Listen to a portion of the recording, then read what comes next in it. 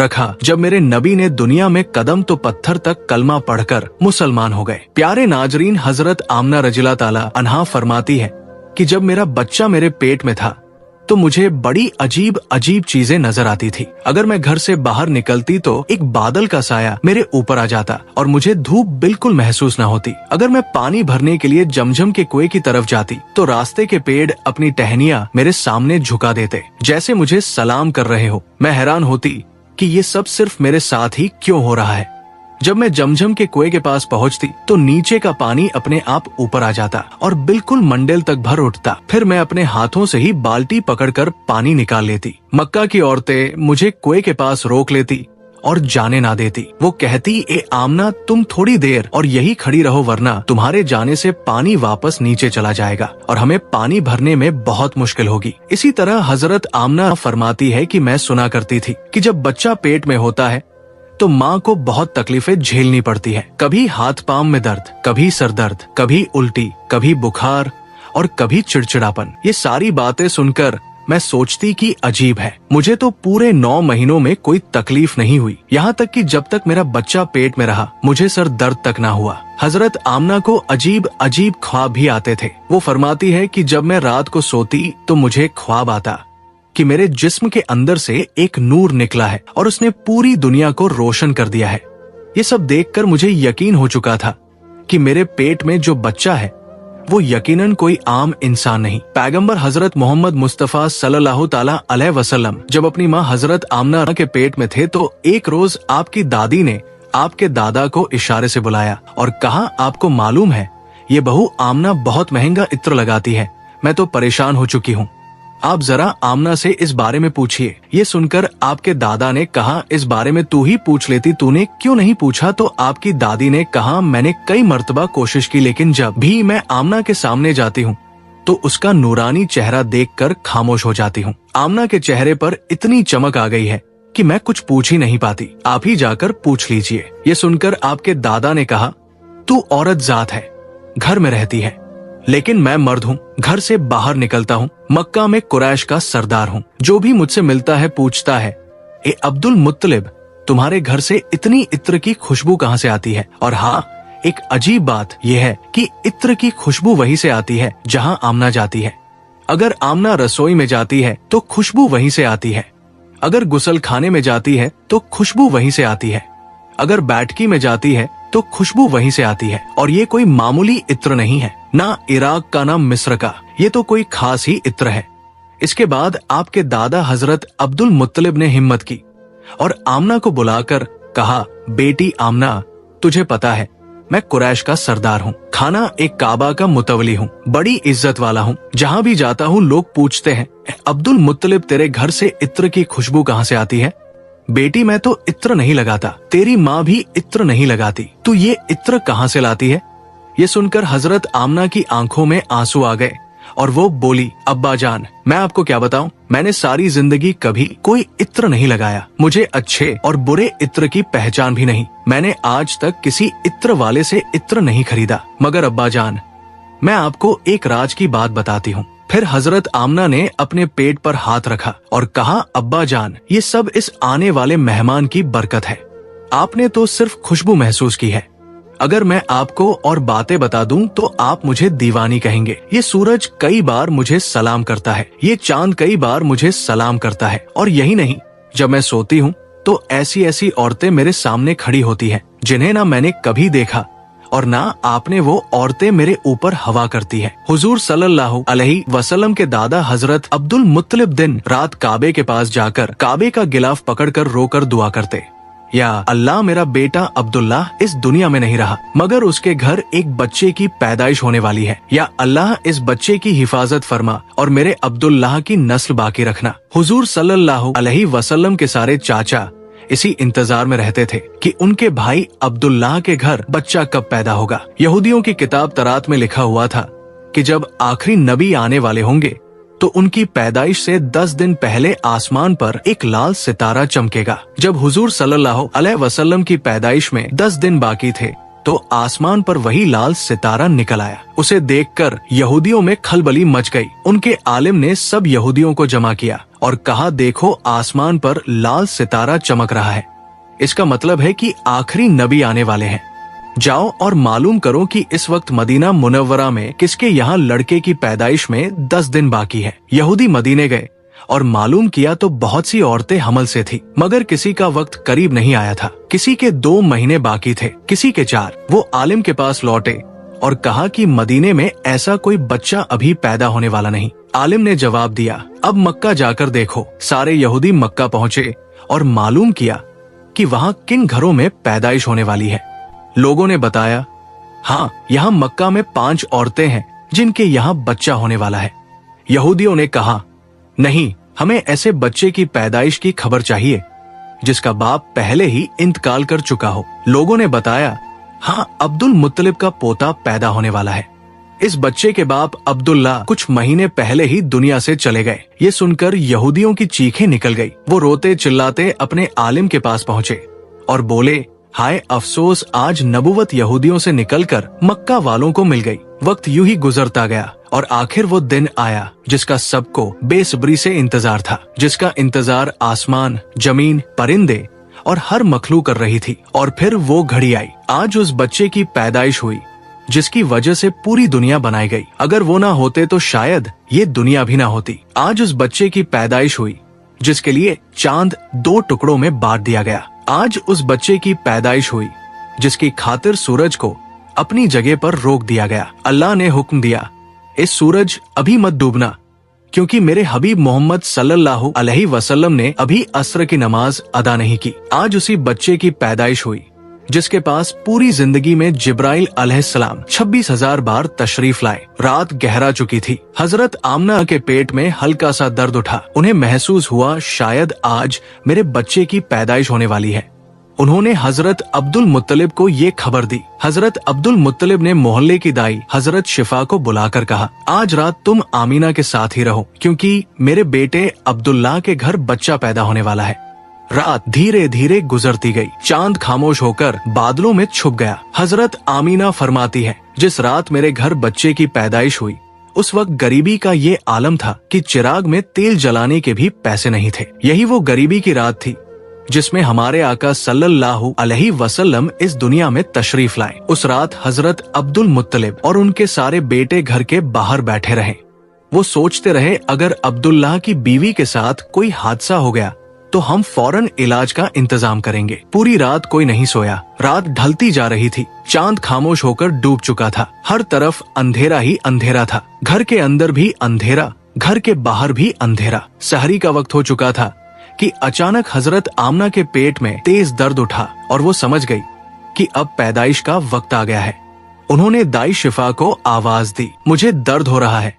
1 घंटा पैदाइश का वक्त गुजरा और फिर सुबह होने से कुछ पहले हमारे प्यारे आका सल्लल्लाहु अलैहि वसल्लम इस दुनिया में तशरीफ ले आए। हुजूर सल्लल्लाहु अलैहि वसल्लम की पैदाइश पर 3 बड़ी अजीब निशानियां सामने आई, जिन्हें देखकर दाई शिफा भी हैरान रह गई। पहली चीज, जब बच्चा पैदा होता है तो उसकी नाफ माँ की आंत से जुड़ी होती है, मगर हमारे हुजूर सल्लल्लाहु अलैहि वसल्लम की नाफ माँ की आंत से बिल्कुल अलग थी। दूसरी चीज, जब बच्चा पैदा होता है तो उसके साथ बहुत गंदगी निकलती है, लेकिन हमारे आका सल्लल्लाहु अलैहि वसल्लम जब पैदा हुए तो उनके साथ नजासत का एक कतरा भी नहीं निकला। तीसरी चीज, जब लड़का पैदा होता है तो उसका खतना नहीं हुआ होता, लेकिन हमारे प्यारे आका सल्लल्लाहु अलैहि वसल्लम का खतना माँ के पेट के अंदर ही हो चुका था। दुनिया में आपका खतना नहीं किया गया। ये 3 बातें देखकर दाई शिफा घबरा गई और हजरत आमीना रजी अल्लाह ताला अन्हा से बोली, ए आमीना, मैंने अपनी सारी जिंदगी में ऐसा बच्चा नहीं देखा। फिर हजरत शिफा ने हुजूर सल्लल्लाहु अलैहि वसल्लम को अपनी गोद में लेकर एक तरफ जमीन पर लिटा दिया। जैसे ही उन्होंने लिटाया,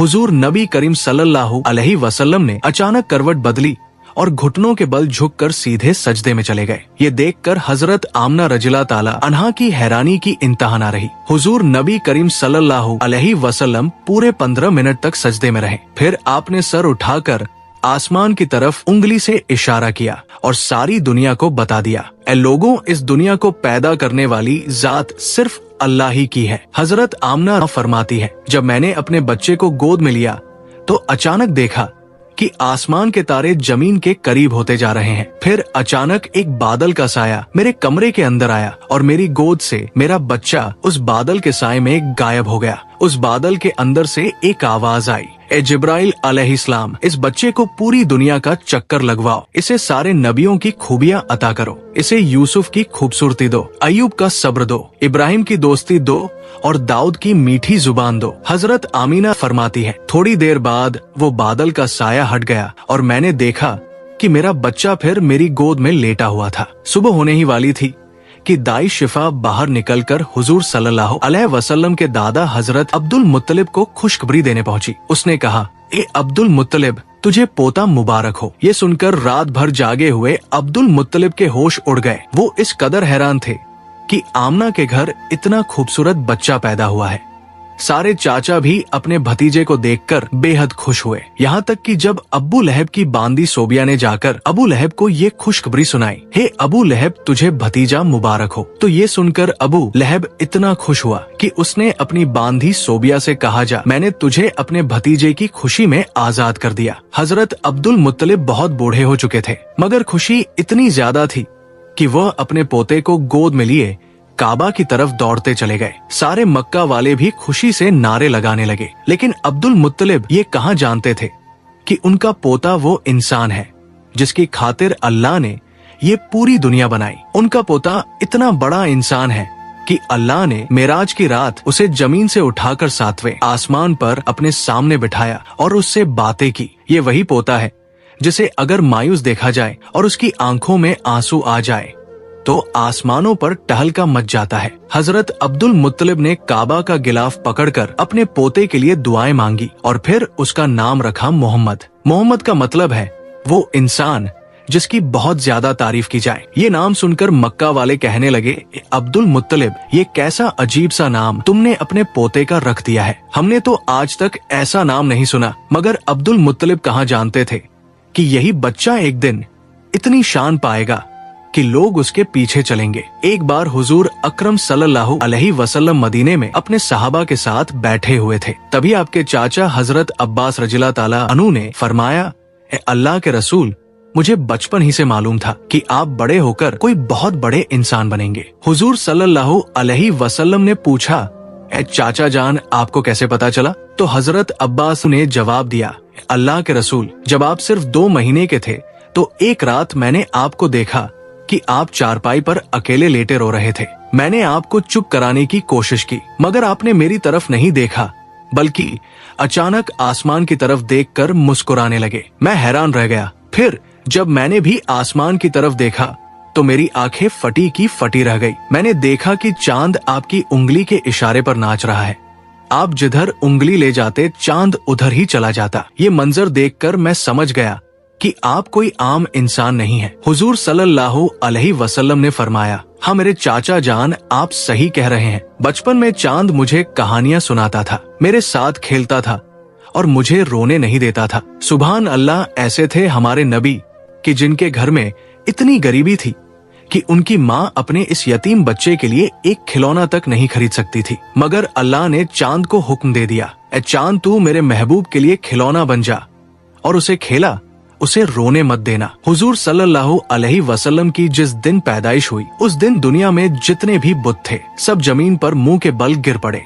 ईरान के बादशाह के दरबार में एक आग थी जो 1000 साल से लगातार जल रही थी। लोग उसकी पूजा करते थे, मगर हुजूर नबी करीम सल्लल्लाहु अलैहि वसल्लम की पैदाइश के वक्त अचानक वो आग बुझ गई और उस बादशाह ने अपने महल में अपनी शक्ल की 14 लाइटें बनवा रखी थी। मगर हुजूर सल्लल्लाहु अलैहि वसल्लम की पैदाइश पर वो सारी लाइटें जमीन पर गिर पड़ी। अगले दिन दोपहर के वक्त एक यहूदी आदमी अपना सामान बेचने के लिए मक्का आया हुआ था। वो यहूदी आसमान की तरफ देख रहा था और उसे सारी निशानियां नजर आने लगी जो आखिरी नबी की पैदाइश की खबर देती थी। उसने मक्का वालों से पूछा, आज किसी के यहाँ बच्चा पैदा हुआ है?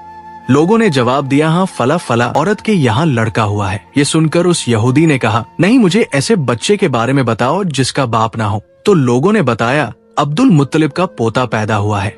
उसके बाप अब्दुल्ला कुछ महीने पहले ही इंतकाल कर चुके हैं। ये सुनकर यहूदी बोला, मुझे उस बच्चे को दिखाओ, मैं उसे अपनी आंखों से देखना चाहता हूँ। फिर वो यहूदी हजरत आमना रजिला ताला अन्हा के घर पहुँचा। उसने हुजूर को अपनी गोद में लिया। फिर अचानक उसने बच्चे को पलट कर देखा और हुजूर नबी करीम सल्लल्लाहु अलैहि वसल्लम की पीठ की तरफ निगाह डाली। बस उसकी चीखें निकल गई, क्योंकि हुजूर नबी करीम सल्लल्लाहु अलैहि वसल्लम की पीठ पर नबूवत की मुहर लगी हुई थी। जब उस यहूदी ने नबूवत की ये मुहर देखी तो वो रोने लगा और कहने लगा, हाय अफसोस, आज यहूदियों के हाथ से नबूवत निकल गई। यही अल्लाह का आखिरी रसूल है।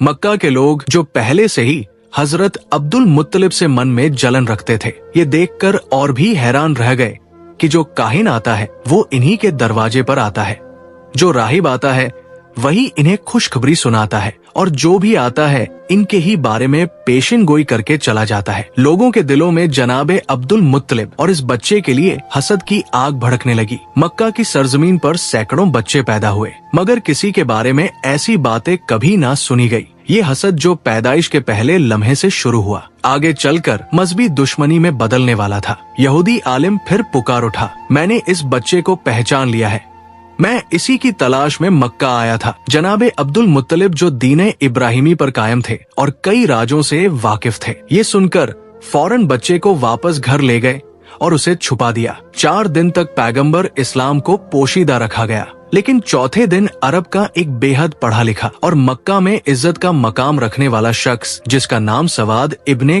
कारिब था। मक्का के लोग जो पहले ही इस खबर से हसद की आग में जल रहे थे, जानते थे कि सवाद इब्ने कारिब का मक्का में एक बेहद इज्जत वाला मुकाम है। अगर उन्होंने इस बच्चे के बारे में कोई बात कह दी या कोई पेशिन गोई कर दी तो अहले मक्का का हसद और भड़क जाएगा। इसीलिए जनाबे अब्दुल मुत्तलिब ने सख्त लहजे में कहा कि मैं अपने पोते को इस वक्त किसी मजमाए आम में नहीं ला सकता। लेकिन सवाद इब्ने कारिब की बेचैनी बढ़ती जा रही थी। उन्होंने गुजारिश की तो कम से कम मुझे उस बच्चे तक पहुंचा दीजिए। जनाबे अब्दुल मुत्तलिब ने कुछ सोचकर कहा, हाँ ये मुमकिन है, लेकिन मेरे और तुम्हारे अलावा कोई मौजूद नहीं होगा। इस तरह तुम्हारा मकसद भी पूरा हो जाएगा और हसद का मसला भी नहीं उठेगा। चुनांचे वो उन्हें साथ लेकर जनाब अमीना के मकान में दाखिल हुए। जैसे ही गहारे के करीब पहुँचे और बच्चे से कपड़ा हटाया तो एक अजीबोगरीब नूर पूरे कमरे में फैल गया। सवाद इब्ने कारिब जो पढ़े लिखे और इल्म वाले शख्स थे, समझ गए कि ये वही अलामत है जिसकी खबर किताबों में है। आखिरी जमाने का इशारा। वो बेइख्तियार झुक गए और उस बच्चे के कदमों को बोसा दे दिया। फिर जनाब अब्दुल मुत्तलिब से मुखातिब होकर कहा, आप गवाह रहिएगा, मैं इस बच्चे पर अभी से ईमान ला रहा हूँ। मुझे मालूम है कि मैं उस वक्त तक जिंदा नहीं रहूंगा जब ये बच्चा ऐलान रिसालत करेगा, मगर मैं आज ही गवाही देता हूँ कि ये अल्लाह का आखिरी रसूल है। इस तरह बनु हाशिम के घर वालों के अलावा पैगंबर इस्लाम की पैदाइश के बाद सबसे पहले ईमान लाने वाले शख्स सवाद इब्ने कारिब साबित हुए। ये वाकया हुजूर अकरम सल्लल्लाहु अलैहि वसल्लम की पैदाइश के चौथे दिन का है। फिर 7वें दिन हजरत अब्दुल मुत्तलिब ने अपने पोते का अकीका किया और पूरे मक्का के लोगों को दावत अकीका में बुलाया। लेकिन उस वक्त से ही कुछ लोग हजरत अब्दुल मुत्तलिब के दुश्मन बन चुके थे और दिल ही दिल में सोच रहे थे कि अगर ये बच्चा बड़ा हो गया और इसने एलान नबूवत कर दिया तो हमारे लिए तो बस तबाही ही तबाही है। इन हालात में रब्बे करीम की मसलहत यही थी कि पैगंबर इस्लाम को कुछ अरसा मक्का की सर जमीन से ओझल रखा गया, ताकि अगर उनके दुश्मन तलाश में यहाँ तक पहुँचे भी तो नाकाम होकर वापस लौट जाए। मगर दूसरी तरफ दुश्मनों का गिरोह लगातार हुजूर अकरम की तलाश में लगा हुआ था। हजरत अब्दुल मुत्तलिब जो दीन इब्राहिमी पर कायम थे और अपने वालिद जनाबे हाशिम से कुछ ऐसे राज नबूवत भी हासिल कर चुके थे, उनमें से एक ये भी था कि इस बच्चे के दुश्मन बहुत ज्यादा होंगे, इसीलिए उन्हें हर हाल में इस बच्चे की हिफाजत करनी थी। यही वजह थी कि हजरत अब्दुल मुत्तलिब पैगंबर इस्लाम को मक्का से किसी और जगह मुंतकिल करना चाहते थे, खासतौर पर जब उन्हें मालूम हुआ कि अक्सर यहूदियों के काफिले मक्का आकर हालात का जायजा लेकर चले जाते हैं। अब सवाल उठता है कि यहूदी बार बार क्यों आ रहे थे? तो इसका जवाब ये है कि बहुत अरसा पहले से ही यहूदी पैगंबर इस्लाम की विलादत को रोकने की फिक्र में थे। अब्दे मुनाफ पर हमला हुआ, जनाबे हाशिम पर हमला हुआ, जनाबे अब्दुल मुत्तलिब पर हमला हुआ और यहाँ तक कि जनाबे अब्दुल्लाह पर भी हमला हुआ। रिवायत में आता है कि जब जनाबे अब्दुल्लाह की जवानी का जमाना आया तो यहूदियों की सारी साजिशों का मरकज यही था कि किसी तरह उन्हें कत्ल कर दिया जाए ताकि विलादते रसूल रुक जाए। यहूदी ये पहचान चुके थे कि जनाब अब्दुल्लाह ही पैगंबर ए इस्लाम के वालिद है। जनाबे अब्दुल्लाह की शादी जनाब आमना से हो गई। अब शादी के बाद यहूदी और परेशान हो गए कि अब क्या किया जाए, किसी न किसी तरीके से विलादत का सिलसिला रोकना है।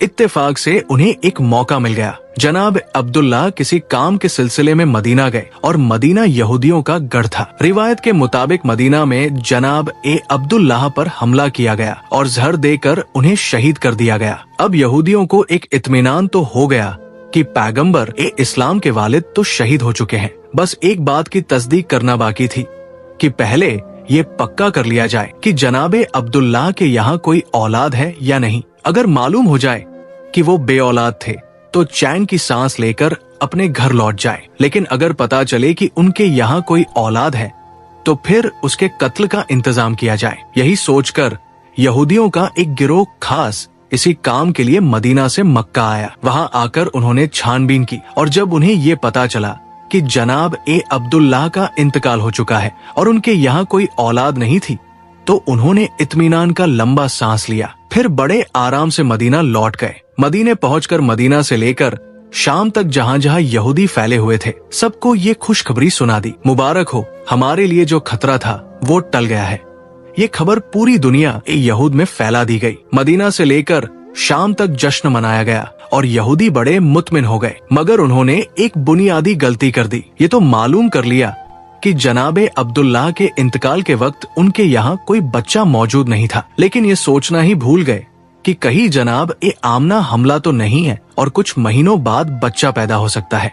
इस तरफ उनका ध्यान गया ही नहीं, लिहाजा इत्मीनान से अपने घर लौट गए कि जनाब ए अब्दुल्लाह के यहाँ कोई औलाद नहीं है। लेकिन जब 12 रबीउल अव्वल को अजीबोगरीब वाकयात पेश आए तो आम लोगों को तो इसकी पूरी खबर ना थी, मगर यहूदी उल्मा परेशान हो गए क्योंकि उन्होंने अपनी किताबों में पढ़ा था कि ये सारे वाकयात उसी जमाने में होंगे जब आखिरी रसूल की विलादत होगी। अब वो हैरान थे, ये कैसे हो गया, आखिरी रसूल कैसे पैदा हो गए, जबकि हम तो पूरे यकीन के साथ उनके वालिद को कत्ल कर चुके हैं और ये भी हम जान चुके थे कि उनके यहाँ कोई औलाद नहीं थी, तो फिर ये रसूल कहाँ से आ गए।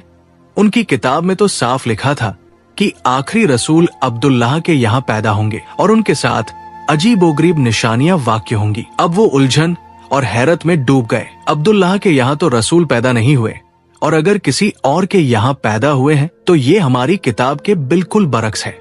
फौरन एक गिरोह तैयार किया गया ताकि मक्का जाकर तहकीक की जाए। जब ये लोग मक्का पहुंचे तो उस वक्त पैगंबर इस्लाम को मक्का से हजरत हलीमा सादिया के मकान में मुंतकिल किया जा चुका था और उनकी पैदाइश को 2 महीने गुजर चुके थे। अब यहूदी परेशान होकर तलाश करने लगे कि कौन सा बच्चा ऐसा है जो 2 माह पहले पैदा हुआ हो, मगर कोई भी बच्चा नजर नहीं आ रहा था। किसी से पूछना भी मुमकिन नहीं था क्योंकि मक्का में यहूदी 2 बार पहले साजिश कर चुके थे। एक बार जनाबे अब्दुल्लाह पर हमला और उसके बाद जनाबे आमीना के बारे में तहकीक। इसलिए अब मक्का वाले होशियार हो चुके थे, खासतौर पर बनु हाशिम का खानदान जो इन पर सख्त नजर रखे हुए था। यहूदियों का कोई गिरोह किसी से खुलकर सवाल नहीं कर सकता था, बस एक एक घर पर नजर रखते, मगर कोई 2 महीने का बच्चा कहीं नजर नहीं आता। नाकाम होकर वापस लौट जाते, फिर कभी आते कभी जाते और बार बार तहकीक करते, मगर हर बार नाकाम रहते क्योंकि उस वक्त पैगंबर इस्लाम मक्का से बाहर थे।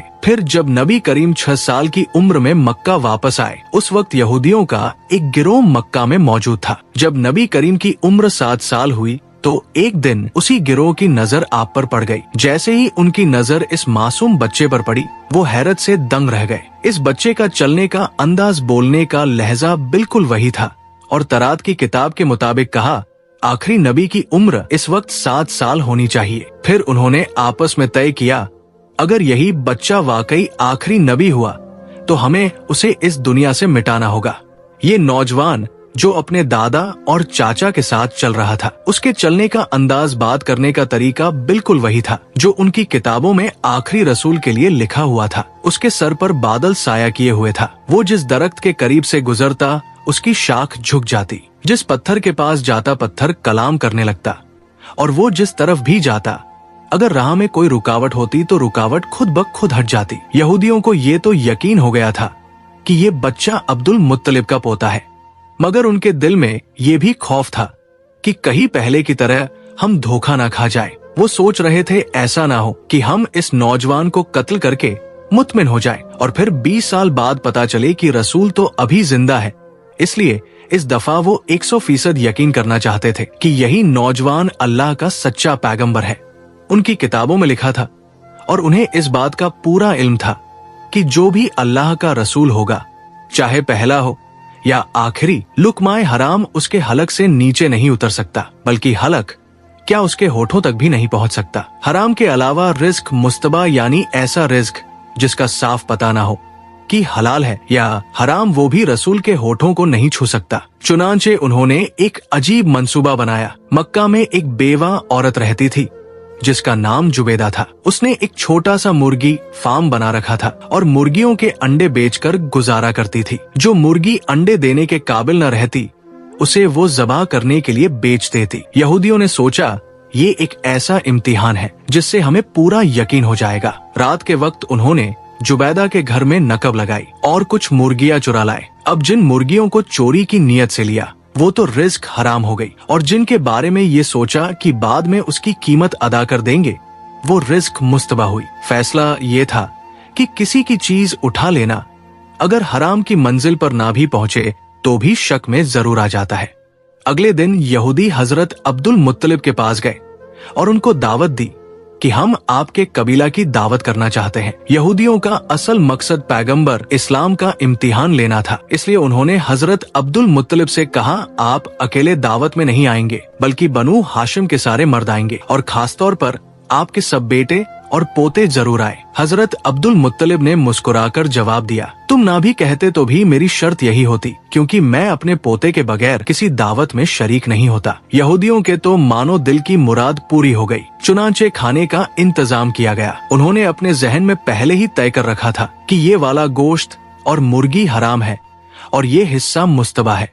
दावत में यहूदियों ने हजरत अब्दुल मुत्तलिब से कहा, ए रईस मक्का, ये दावत आपके एजाज में है, खाने का आगाज कीजिए। हजरत अब्दुल मुत्तलिब ने कहा, नहीं, जब तक मेरा पोता खाना शुरू नहीं करेगा हम लोग खाना नहीं खाएंगे। बस यहूदियों को तो यही चाहिए था। सारी तवज्जो रसूलुल्लाह की तरफ हो गई। उन्होंने कहा, आप बिस्मिल्लाह कीजिए। रसूल खुदा ने इत्मीनान से जवाब दिया, नहीं, ये रिज़्क़ हमारे लिए नहीं है, खाना तो दूर, ये हमारे होठों तक भी नहीं पहुंच सकता। यहूदियों ने हैरानी से पूछा, ये कैसे मुमकिन है? आप सल्लल्लाहु अलैहि वसल्लम ने फरमाया, हाँ, ये खाना हमारे लिए नहीं है। उन्होंने कहा, इजाजत दीजिए कि हम आपको खाना खिलाएं और देखें कि ये कैसे नहीं पहुंचता। पैगंबर ने मुस्कुराकर फरमाया, ठीक है, अगर खिला सकते हो तो खिलाओ। अब यहूदियों ने रोटी और गोश्त के साथ एक निवाला बनाकर हुजूर की तरफ बढ़ाया, मगर अजीब बात ये हुई कि जैसे ही वो निवाला हुजूर के होठों के करीब पहुंचा,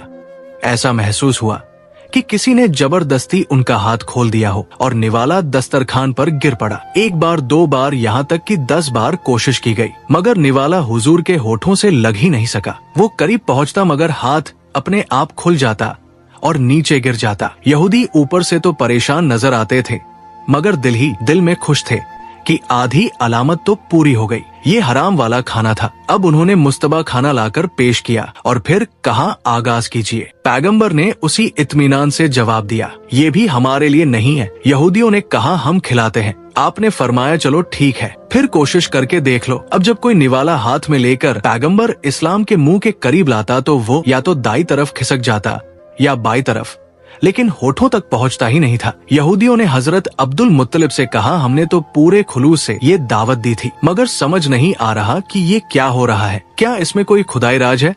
जनाब अब्दुल मुत्तलिब और पैगंबर ए इस्लाम दोनों समझ गए कि मामला क्या है, मगर कहने का मौका नहीं था। बनु हाशिम का सारा खानदान अपने घर लौट आया और यहूदियों को यकीन एक कामिल हो गया कि ये रसूल बरहक है। चुनांचे इसके बाद एक नए सिलसिले से साजिशें शुरू हो गई। अगर आपको ये बयान पसंद आया है तो बराए करम कमेंट बॉक्स में सल्लल्लाहु अलैहि वसल्लम जरूर लिखें और अपने शहर का नाम भी बताएं, ताकि हमें मालूम हो कि हजूर अकरम सल्लल्लाहु अलैहि वसल्लम के बयान की रोशनी कहाँ तक पहुँच रही है और किन किन शहरों से आप हमारे साथ जुड़े हुए हैं। और अगर आप चैनल पर पहली बार आए हैं तो चैनल को सब्सक्राइब करना ना भूलें। हम मिलते हैं आपसे अगली वीडियो में, तब तक के लिए अल्लाह हाफिज।